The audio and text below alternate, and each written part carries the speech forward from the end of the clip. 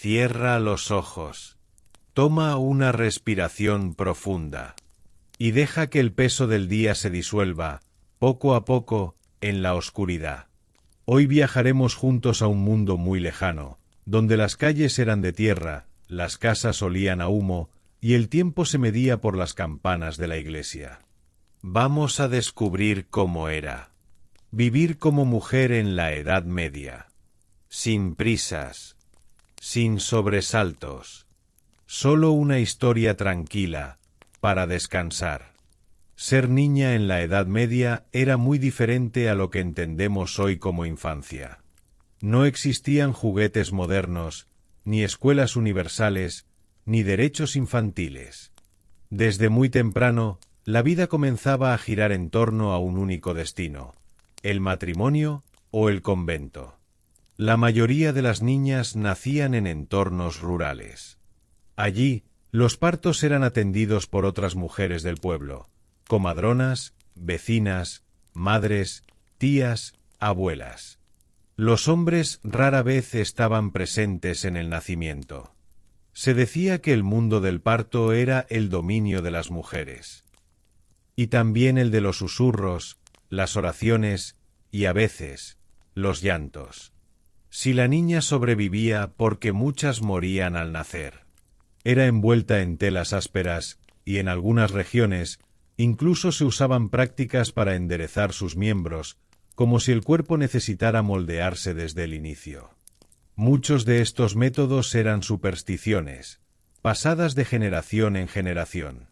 El bautismo solía hacerse rápidamente, a veces al día siguiente del parto, porque existía el temor de que el alma de la niña no llegara al cielo si moría sin ser bautizada. Durante los primeros años, una niña vivía bajo la vigilancia constante de su madre. Aprendía a caminar en suelos de tierra apisonada. Jugaba con muñecas de trapo. O recogía flores y piedritas en los campos. Si nacía en una familia noble, su destino era diferente. Era probable que desde muy pequeña fuese enviada a otro castillo, bajo el cuidado de otra familia noble, para formarse como dama de compañía. Allí aprendía a bordar, a tocar instrumentos, a comportarse con modestia y a prepararse para un matrimonio concertado. En cambio, si nacía campesina, desde los 5 o 6 años ya ayudaba en casa, trayendo agua del pozo, cuidando de sus hermanos menores, barriendo o incluso recogiendo leña en los bosques. Las niñas rara vez aprendían a leer o escribir. La educación formal estaba reservada para los varones. Salvo en los conventos, donde algunas monjas enseñaban a leer el latín a otras mujeres consagradas.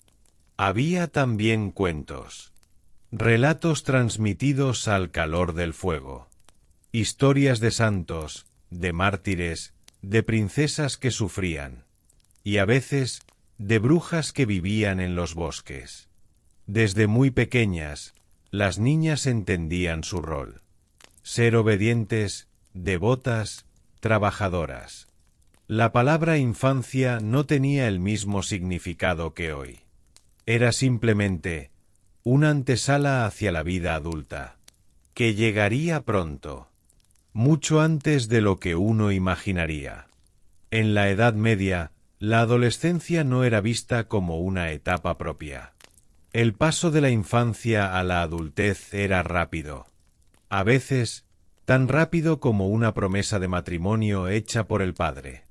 A los 12 o 13 años, muchas niñas ya estaban comprometidas. No por amor, sino por acuerdos familiares, alianzas políticas o mejoras económicas. Los matrimonios eran, en la mayoría de los casos, pactos entre adultos, donde la niña apenas tenía voz. La edad legal para casarse variaba según la región, pero en muchos lugares una niña podía ser desposada desde los 12 años. Y aunque el matrimonio pudiera consumarse más tarde, la expectativa era clara: prepararse para ser esposa y madre. Antes de la boda, las muchachas recibían consejos de otras mujeres. Consejos sobre el deber, la modestia, la obediencia. No existía una educación sexual formal. Lo poco que sabían, lo aprendían en susurros, entre risas nerviosas o de las comadronas más viejas. El día del matrimonio podía ser una celebración o una obligación silenciosa. Las jóvenes campesinas se casaban con hombres de su aldea. Las nobles, en cambio, podían ser enviadas a tierras lejanas, para casarse con hombres a quienes no conocían, y a veces ni siquiera entendían su idioma. Tras la boda, la mujer pasaba a formar parte de la familia del marido. Rara vez volvía a ver a su familia de origen. Era una transacción, de la casa del padre a la casa del esposo. Su rol estaba claro: cuidar del hogar, tener hijos y mantenerse fiel. La fidelidad era una exigencia absoluta para las mujeres, mientras que a los hombres, especialmente los nobles, se les permitía mucha más libertad.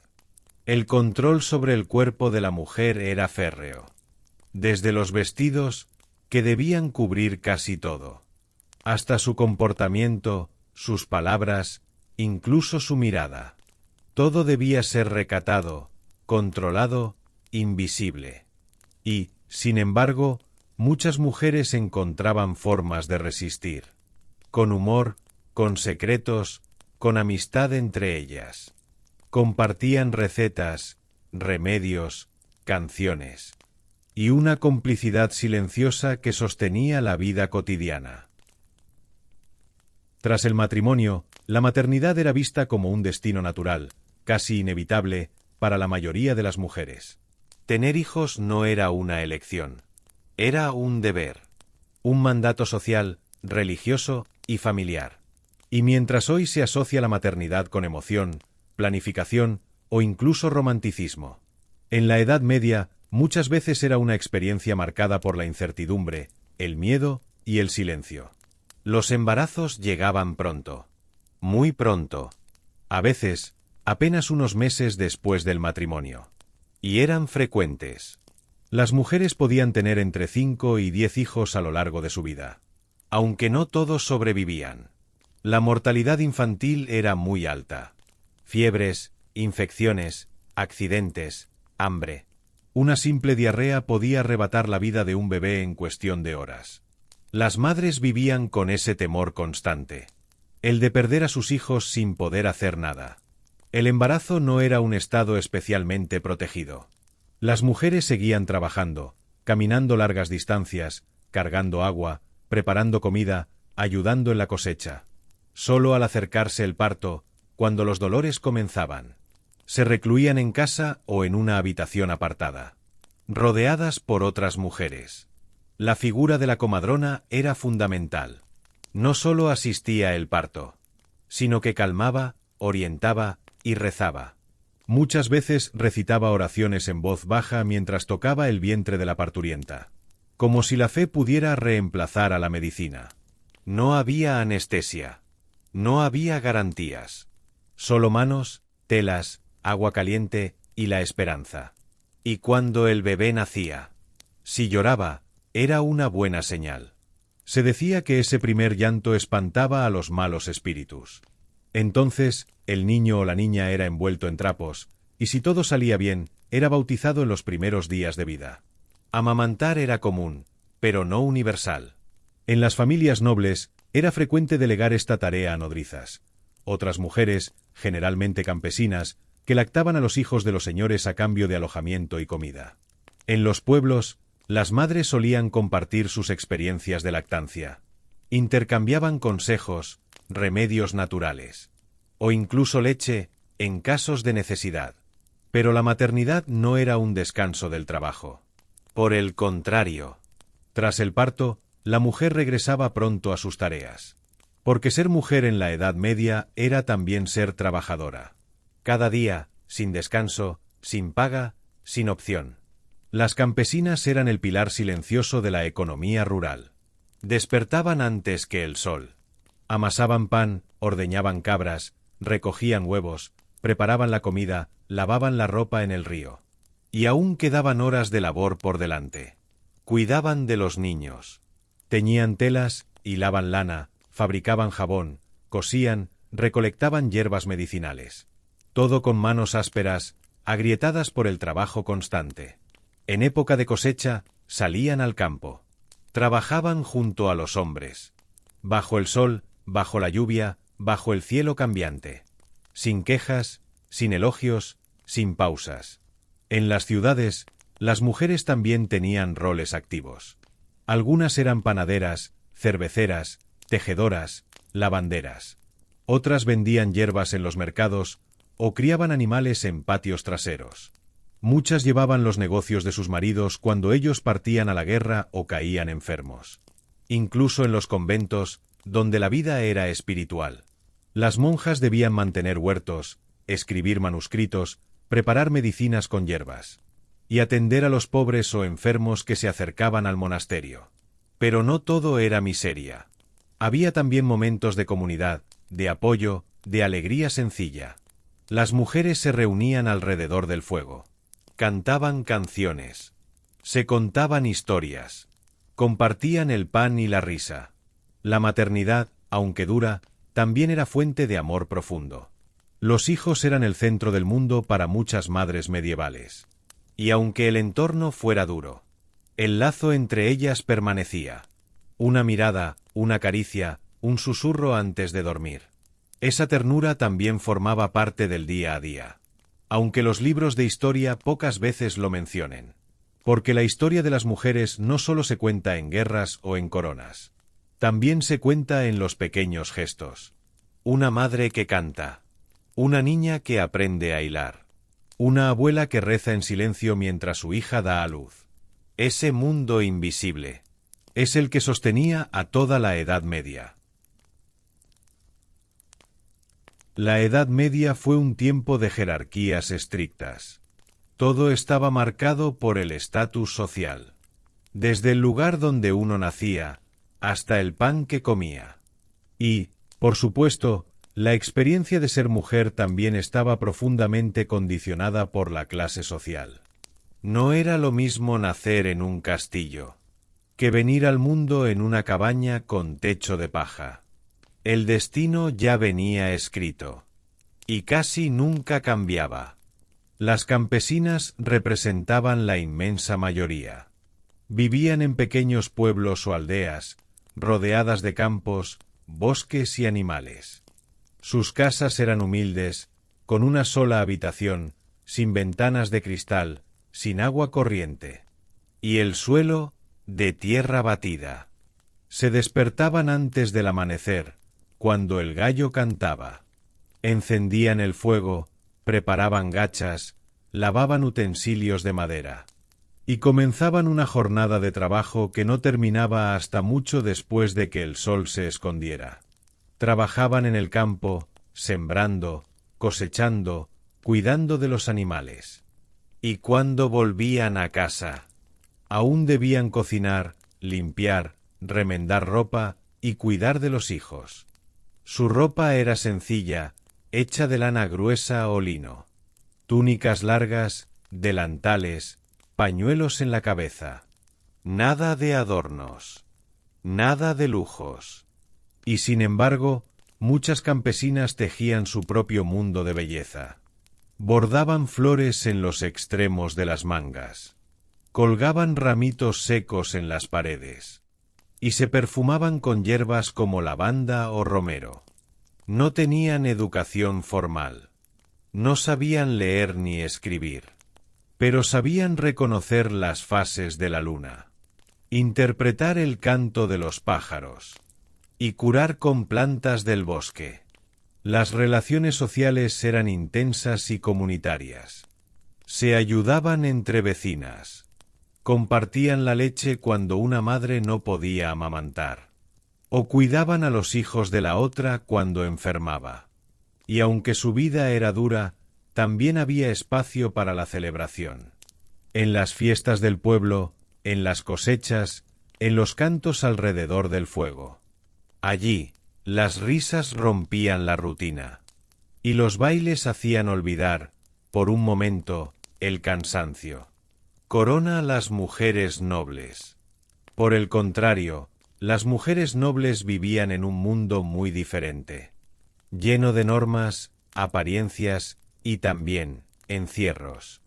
Habitaban castillos de piedra, fríos y oscuros, con muros gruesos, pocas ventanas y pasillos largos.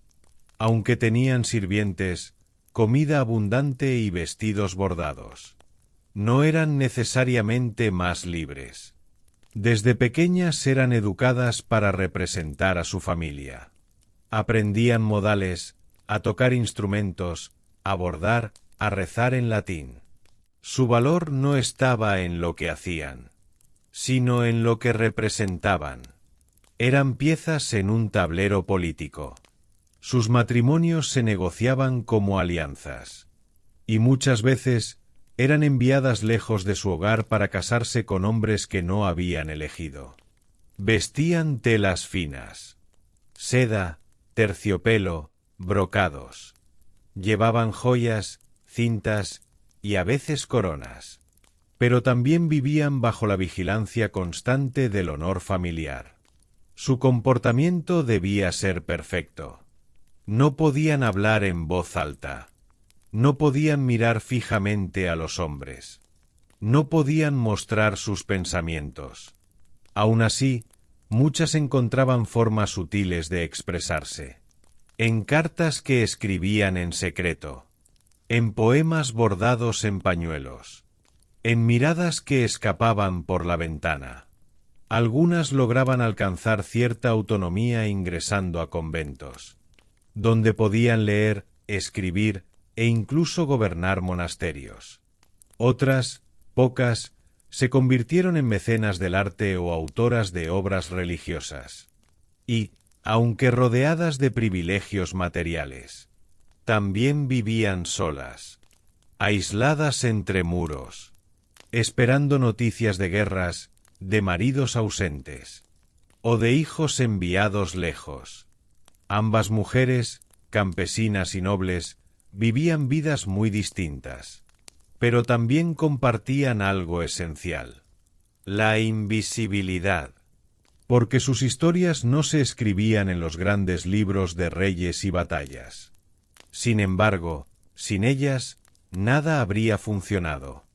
Ni los campos, ni los castillos, ni las ciudades. Eran el latido silencioso del mundo medieval. Un latido que hoy, con calma, rescatamos del olvido. En la Edad Media, la religión no era sólo una parte de la vida. Era la vida misma. La Iglesia lo impregnaba todo, desde el nacimiento hasta la muerte, desde el modo de vestir hasta la forma de pensar. Y, para las mujeres, la religión no sólo ofrecía consuelo o esperanza, también marcaba límites, imponía reglas y definía su rol en el mundo. Desde pequeñas, las niñas eran instruidas en la fe. Se les enseñaba que Eva, la primera mujer según la Biblia, había sido la causa de la caída del hombre. Por ella, decían, el pecado había entrado en el mundo. Por ella, la humanidad sufría. Y ese relato, repetido en sermones y escritos, justificaba muchas de las restricciones impuestas a las mujeres. Se creía que la mujer era más débil, más susceptible al pecado, más emocional, más cercana a la tentación. Por eso, debía ser controlada, protegida o reprimida, según el caso. Las virtudes femeninas más exaltadas por la Iglesia eran la modestia, la obediencia, la castidad. La mujer ideal era la Virgen María, pura, callada, madre sin haber conocido varón, perfectamente sumisa a la voluntad divina. En cambio, la mujer pecadora era representada por María Magdalena, aunque en realidad esa imagen de Magdalena como prostituta arrepentida fue una construcción tardía. muy útil para reforzar el mensaje de que la redención de la mujer pasaba por la penitencia y el arrepentimiento. Las mujeres asistían a misa, rezaban el rosario, participaban en procesiones y peregrinaciones, pero no podían ser sacerdotes, ni predicar, ni tomar decisiones dentro de la jerarquía eclesiástica. Las que se consagraban como monjas vivían en conventos cerrados. Allí seguían reglas estrictas: silencio, ayuno, oraciones a horas fijas, y una separación total del mundo exterior. Muchas lo hacían por vocación, otras por imposición familiar o falta de dote para casarse. A pesar de estas restricciones, los conventos fueron también espacios de resistencia silenciosa. Algunas monjas escribieron libros, copiaron manuscritos antiguos, llevaron la contabilidad de sus monasterios y crearon verdaderas redes de conocimiento entre mujeres. Destacan figuras como Hildegarda de Bingen, una abadesa alemana que fue compositora, científica, mística y autora en una época donde la mayoría de las mujeres no sabía leer. Su legado muestra que, incluso dentro de los márgenes impuestos, algunas encontraron formas de pensar, de crear, de influir. Pero fuera del convento, la mayoría de las mujeres vivía bajo la mirada constante de la Iglesia. Todo en su vida era motivo de juicio moral. Su forma de vestir, sus gestos, sus palabras, incluso sus risas. Se les prohibía el uso de adornos excesivos. Llevar el cabello suelto era visto como provocador. Mostrar los tobillos, una falta de decoro. Hablar demasiado, sospechoso. Incluso los partos eran vistos como actos que requerían purificación.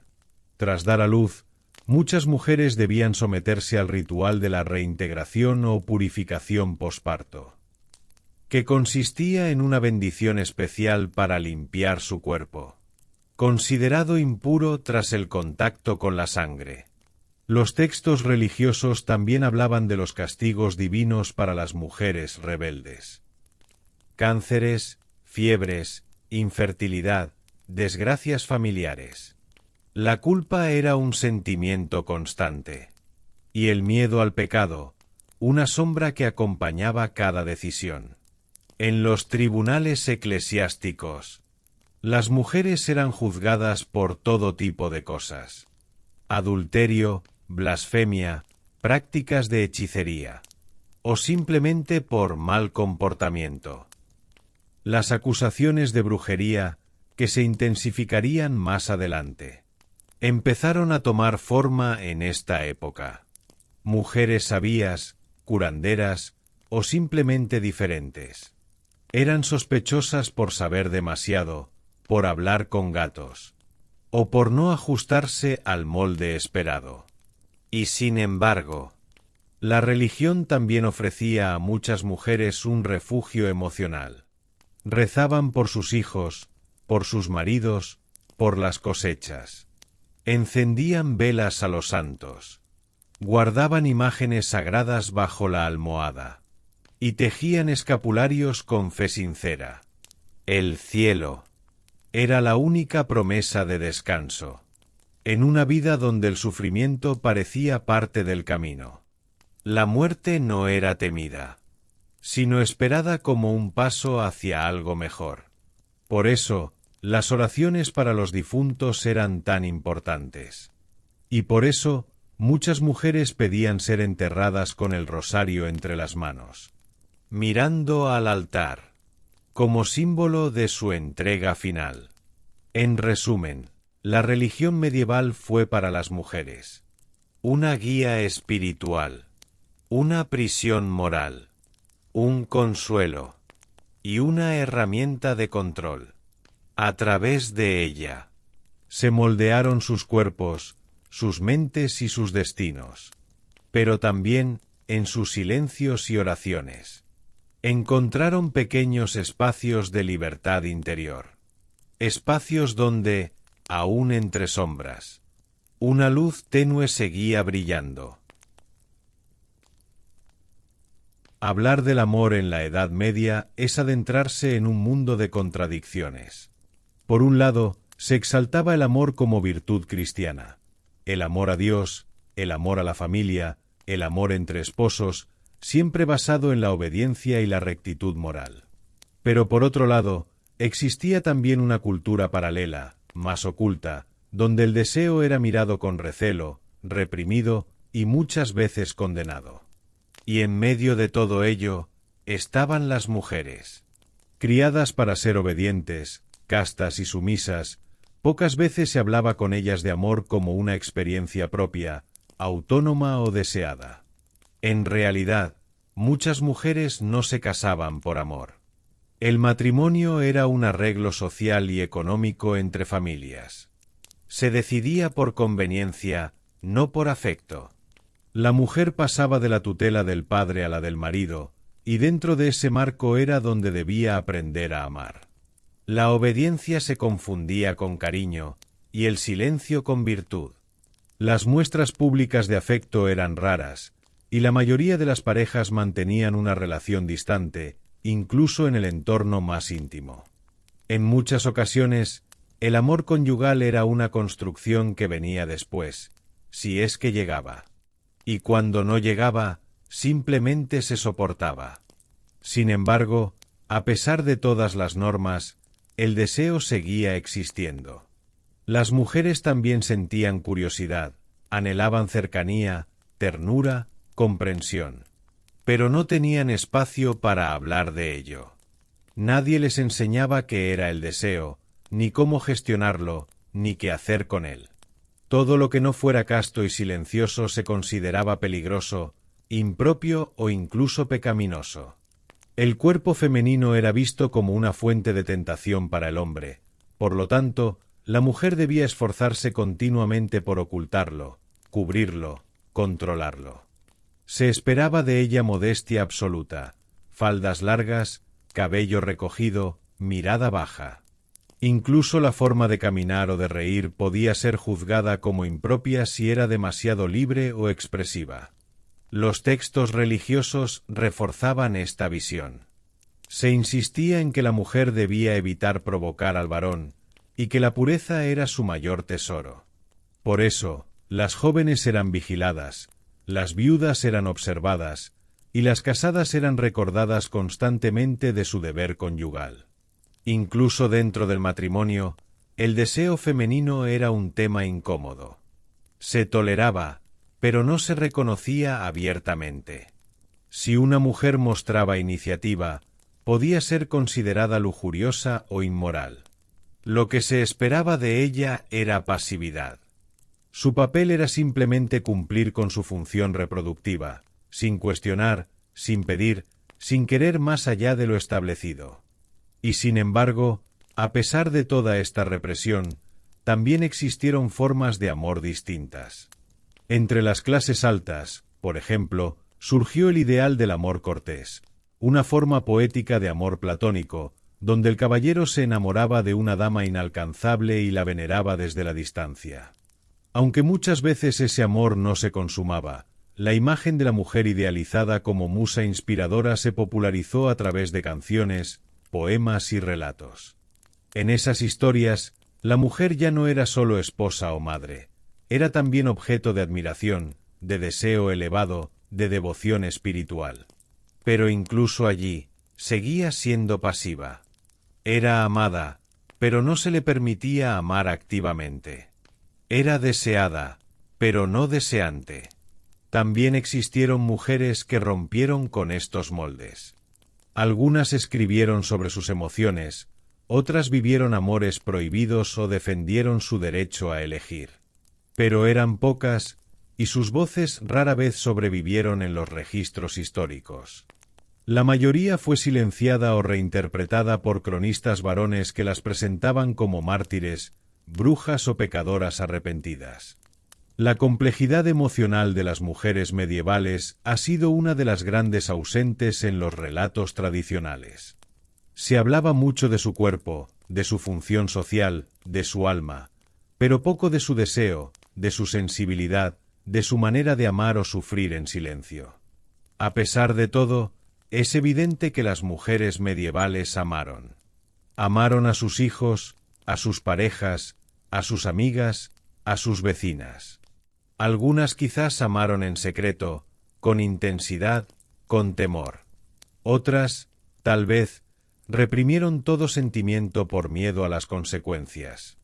Pero todas, de una manera u otra, lidiaron con una estructura que las reducía a roles definidos y negaba su humanidad completa.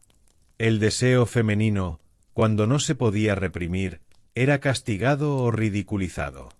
Las mujeres que se desviaban del ideal eran objeto de chismes, aislamiento o, en casos extremos, acusaciones. Muchas veces, una mujer que hablaba demasiado con un hombre, o que salía sin permiso, o que simplemente caminaba sola por la noche, podía ser vista como sospechosa. Y lo más triste es que incluso otras mujeres participaban de esa vigilancia mutua. El miedo al castigo era tan fuerte que las propias comunidades se convertían en guardianas de la moral impuesta por la Iglesia y por el orden patriarcal. En los conventos, algunas monjas experimentaban formas de amor espiritual muy intensas. Algunas hablaban de visiones místicas donde sentían la presencia divina como un abrazo cálido, otras describían experiencias de éxtasis, donde el alma se unía a Dios en una especie de unión íntima, profunda. Esas expresiones eran aceptadas siempre y cuando se interpretaran como experiencias religiosas puras. Pero detrás de muchas de esas visiones, los historiadores actuales sospechan que había también una necesidad profunda de contacto, de ternura, de amor en cualquiera de sus formas. Hoy sabemos que el deseo femenino no desapareció en la Edad Media. Simplemente se ocultó. Se transformó en oración, en bordado, en canciones anónimas, en poemas escondidos, en suspiros detrás de las ventanas. Y aunque el sistema intentó borrarlo, no lo logró del todo. En los márgenes, entre las sombras, la humanidad de las mujeres persistió. Persistió su capacidad de amar, de imaginar, de desear. Aunque nadie les preguntara, aunque nadie las escuchara, ellas también tenían voz. Una voz callada, sí, pero no inexistente. En la Edad Media, el cuerpo de la mujer no le pertenecía. Era propiedad del padre, del esposo, del confesor, del médico, del juez. Se regulaba, se vigilaba, se corregía. Cada gesto, cada palabra, cada acción podía ser interpretada como una falta, y muchas de esas faltas eran castigadas con severidad. A diferencia de los hombres, que solían recibir advertencias, sanciones económicas o penas proporcionales, las mujeres eran señaladas públicamente, humilladas o incluso brutalmente castigadas por actos considerados impropios. Y no hablamos solo de delitos graves. En muchos casos, bastaba con parecer sospechosa.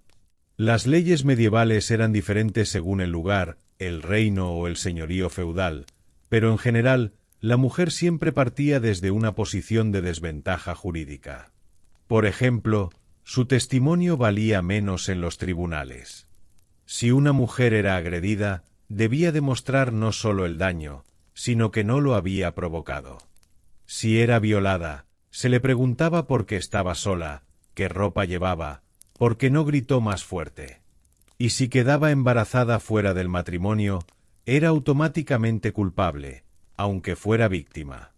El hijo bastardo era estigmatizado y la madre podía ser expulsada, encerrada o sometida a castigos físicos y religiosos. La justicia no era ciega, era patriarcal. En muchos pueblos, las mujeres que cometían faltas morales, como el adulterio, eran obligadas a caminar desnudas por las calles, con la cabeza rapada o marcadas con signos de vergüenza. Algunas eran recluidas en celdas oscuras por meses, otras eran lapidadas simbólicamente con tierra o estiércol, y en casos extremos, ejecutadas. La desobediencia al marido, el uso de hierbas sospechosas, hablar en exceso o simplemente comportarse de manera distinta a la esperada, eran motivos suficientes para activar los mecanismos de corrección. Uno de los métodos de castigo más comunes era el cepo.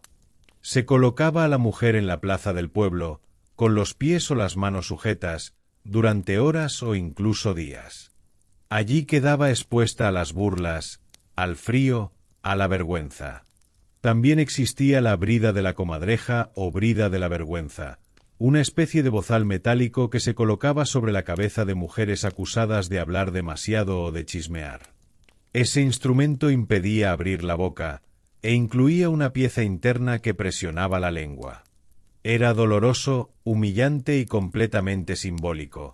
Se castigaba no el cuerpo en sí, sino la voz.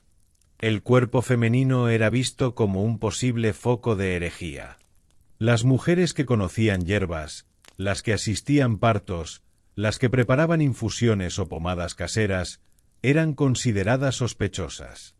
Si no encajaban en el modelo sumiso, piadoso y silencioso, podían ser acusadas de brujería. Y aunque los grandes procesos de brujas llegarían en los siglos siguientes, ya en la Edad Media se documentan casos de mujeres juzgadas y condenadas por practicar magia o mal de ojo. Las llamaban hechiceras, encantadoras o sabías, dependiendo del tono. Algunas eran quemadas, otras eran ahogadas, otras simplemente desaparecían. El control del cuerpo femenino también pasaba por la medicina.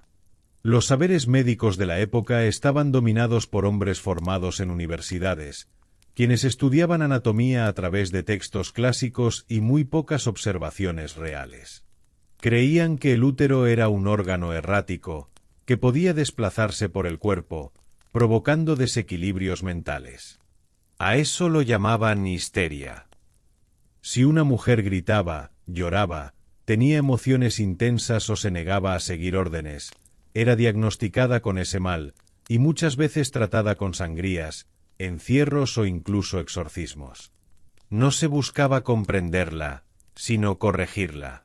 Su sufrimiento era interpretado como desobediencia o locura. Incluso la menstruación era motivo de marginación. Se pensaba que era un fluido impuro, peligroso, capaz de marchitar plantas o dañar el vino si la mujer se acercaba a la bodega. Muchas eran obligadas a aislarse durante esos días o a seguir rituales de purificación. Había mujeres que sufrían en silencio, ocultando su dolor, su sangre, sus cambios de humor, porque hablar de ello era vergonzoso. El ciclo natural de sus cuerpos se volvía motivo de culpa y ocultamiento. En los conventos, los castigos eran más espirituales, pero no menos severos. Las monjas que rompían reglas eran enviadas a celdas de aislamiento, obligadas a ayunar durante semanas, o a dormir sobre piedras como penitencia. Algunas se flagelaban a sí mismas por pensamientos impuros, por haber soñado, por haber sentido placer en una comida o en una conversación. El cuerpo era un enemigo que debía ser domado a través del sufrimiento. Y sin embargo, muchas mujeres resistieron. Con inteligencia, con sororidad, con pequeños gestos cotidianos que desafiaban esa estructura. Se ayudaban entre sí, se protegían, guardaban secretos, compartían remedios. A veces callaban, pero otras veces hablaban con sabiduría disfrazada de humildad. Aprendieron a moverse en ese mundo hostil sin dejar de ser ellas mismas, aunque muchas veces lo hicieran en la sombra, sin dejar huella en los libros, pero sí en la memoria de quienes las conocieron. El castigo no solo venía del exterior. Con el tiempo, muchas mujeres interiorizaban ese control. Se juzgaban a sí mismas, se sentían culpables por tener deseos, por sentir rabia, por querer más. El mayor triunfo del sistema no era el castigo físico, sino la autocensura. Una mujer que aprende a reprimirse sola, a vigilar sus pensamientos, a negar sus impulsos, es más fácil de controlar que una que necesita ser vigilada por otros. Y así se mantuvo durante siglos. Bajo la apariencia de orden y moral, se ocultaban injusticias profundas, violencias sistemáticas y un miedo constante a lo que la mujer podía representar si se salía del guión. Porque en el fondo, el castigo no era solo por lo que hacían, era por lo que podían llegar a ser. Cuando una mujer medieval alcanzaba la vejez, entraba en una etapa de la vida marcada por la invisibilidad, pero también, a veces, por un tipo peculiar de libertad. Ya no era fértil, ya no era deseada por los hombres, ya no era útil en el sentido en que la sociedad valoraba a las mujeres, como esposas, como madres, como cuerpos jóvenes. Y sin embargo, las ancianas seguían ahí, observando, recordando, tejiendo lentamente su lugar en una cultura que no sabía muy bien qué hacer con ellas. La viudez era una experiencia común. Muchos hombres morían jóvenes, por enfermedad, en el campo de batalla, en accidentes o simplemente por las duras condiciones de vida. Una mujer que enviudaba podía quedar desamparada si no tenía hijos adultos o tierras propias. Algunas eran acogidas por sus parientes, otras por conventos, pero muchas quedaban solas, sobreviviendo gracias a la caridad, el trueque o su propio ingenio. En algunos casos, las viudas adquirían un pequeño grado de autonomía. Como ya no estaban bajo la autoridad del padre ni del marido, podían gestionar pequeñas propiedades, tomar decisiones domésticas o dedicarse a actividades que antes les estaban prohibidas. Algunas incluso se convertían en comadronas, curanderas o guardianas de la tradición oral de sus pueblos. Conocían historias antiguas, remedios para la fiebre, oraciones para la lluvia o canciones que sólo ellas recordaban. Pero esa misma sabiduría podía convertirse en sospecha, porque en muchos lugares la mujer anciana era vista con recelo. Su independencia, su silencio, su mirada aguda la hacían inquietante. Se decía que algunas podían ver el futuro, curar con las manos o maldecir con palabras. No pocas ancianas fueron acusadas de brujería simplemente por vivir solas, por tener gatos o por saber demasiado sobre el cuerpo y la naturaleza. En la oscuridad de la noche, su sombra era temida. En los juicios populares, su testimonio valía poco. En las iglesias, se les daba un lugar al fondo, lejos del altar. En los pueblos, las ancianas solían vivir en pequeñas casas, muchas veces en el borde de la aldea. Allí pasaban sus días en tareas sencillas, preparando caldo, encendiendo el fuego, remendando ropa, cuidando de nietos o rezando frente a imágenes descoloridas. Algunas apenas hablaban, otras contaban historias, repetían refranes, daban consejos a las mujeres jóvenes. Su voz era pausada, su memoria frágil pero persistente. Habían vivido guerras, partos, epidemias, pérdidas. Y aunque no siempre lo dijeran, sabían mucho más de lo que aparentaban. La imagen de la anciana era ambivalente. Podía ser la abuela dulce, protectora, que enseñaba a rezar y cocinaba para todos. Pero también podía ser la figura sombría, solitaria, rodeada de supersticiones. En algunas culturas medievales, se creía que la mujer que envejecía sola era un mal presagio. En otras, se la consideraba una especie de conexión con el más allá. Lo cierto es que muchas de estas mujeres, tras toda una vida de esfuerzo, terminaban sus días en la marginalidad, sin reconocimiento, sin ayuda, sin nombre. Y sin embargo, su papel era fundamental, porque ellas eran el hilo que unía las generaciones. Habían cuidado de sus hijos, luego de sus nietos, y a veces incluso de otros niños del pueblo. Sabían cómo conservar los alimentos, cómo curar sin médico, cómo consolar con una frase corta o una canción antigua. Y aunque sus cuerpos estuvieran cansados, seguían tejiendo, moliendo, caminando lento por los senderos de tierra. Nadie escribía sobre ellas. No aparecían en los libros, ni en las crónicas, ni en los himnos. Pero estaban en todas partes. En los conventos, Las monjas mayores ocupaban un lugar silencioso. Ya no participaban de las tareas más duras, pero seguían rezando, bordando, copiando textos sagrados si la vista se los permitía. Algunas murmuraban oraciones durante horas. Otras se quedaban dormidas frente a los vitrales, con los dedos entrelazados sobre el regazo. No hablaban mucho. Ya habían dicho todo lo que tenían que decir. La vejez, en la Edad Media, era muchas veces sinónimo de espera. Esperar la muerte. Esperar que el cuerpo se apagara. Esperar que alguien llamara a la puerta. Pero también era una forma de resistencia. Las ancianas sobrevivían a sus maridos, a sus hijos, a sus amigas. Veían cómo cambiaban las estaciones, cómo nacían otros niños, cómo el mundo seguía girando sin que ellas fueran el centro. Y aún así, se mantenían firmes. Había dignidad en su silencio. Había belleza en su fragilidad. Había sabiduría en su paso lento. Aunque nadie las llamara, aunque nadie las escuchara, las ancianas medievales eran testigos del tiempo. Custodias de la memoria. Sombras dulces al final del día. Y mientras los hombres escribían historia con espadas, ellas la sostenían con pan, con aguja, con oración. La historia de las mujeres en la Edad Media no se cuenta con fechas exactas ni batallas gloriosas. No se mide en conquistas ni en tratados. Es una historia que ocurre en lo invisible, en lo cotidiano, en los rincones silenciosos donde nadie miraba. Durante más de 1000 años, las mujeres tejieron la realidad sin que sus nombres quedaran grabados en piedra. Y, sin embargo, sin ellas, nada de lo que hoy entendemos como civilización habría podido sostenerse.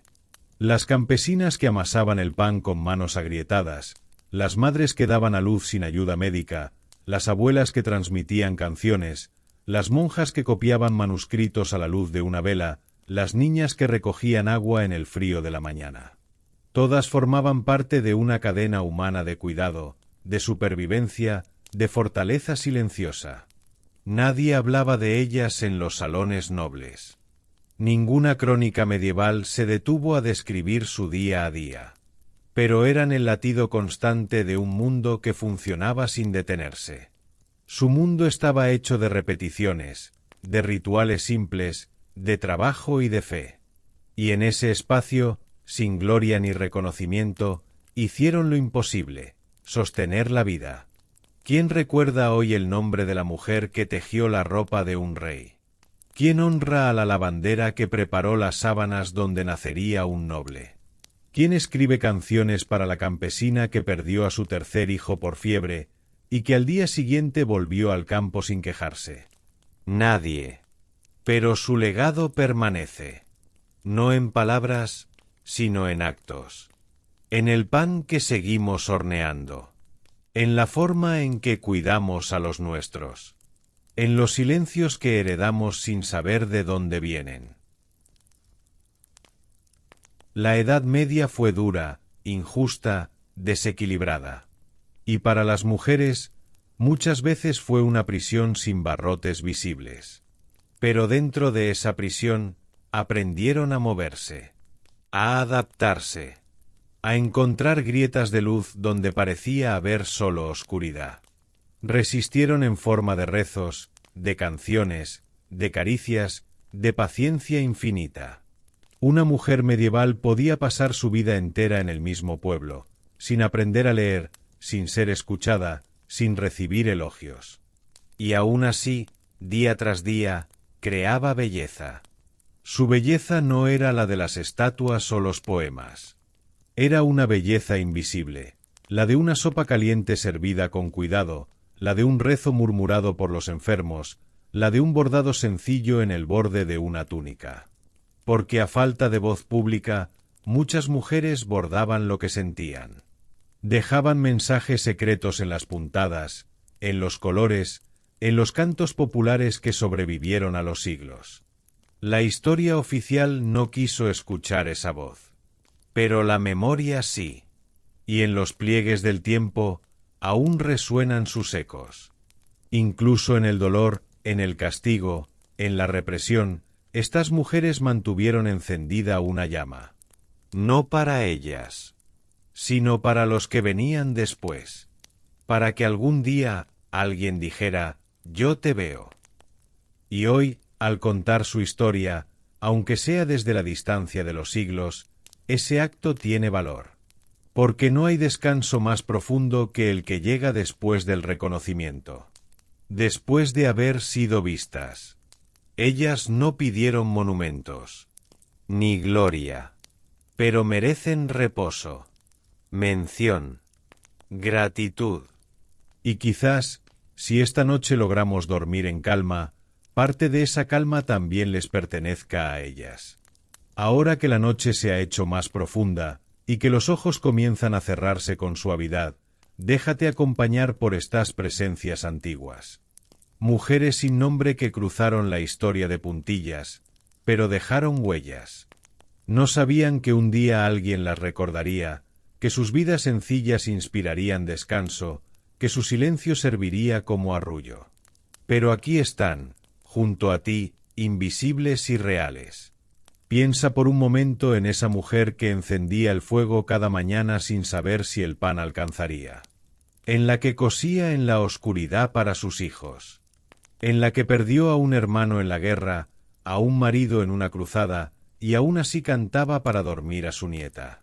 Piensa en las que no tenían más que una vela, una cruz de madera y la esperanza, en las que caminaron descalzas por caminos de barro llevando a cuestas a los demás. No están en las estatuas, pero están en tus sueños. No tienen nombres, pero quizás esta noche, cuando te duermas, alguna de ellas te susurre al oído un cuento que escuchó de niña. Un susurro ancestral, hecho de viento, de lágrimas, de lana, de pan caliente. Un susurro que dice, no estás sola. Yo también viví. Yo también esperé. Yo también amé. Y así, entre susurros, puedes dormir, sabiendo que otros ojos, siglos atrás, también se cerraron al final del día. También buscaron descanso. También soñaron con un lugar donde no hubiera castigos, ni miedo, ni frío. Solo paz. Esa paz ahora es tuya. Descansa. La historia de ellas es ahora parte de ti.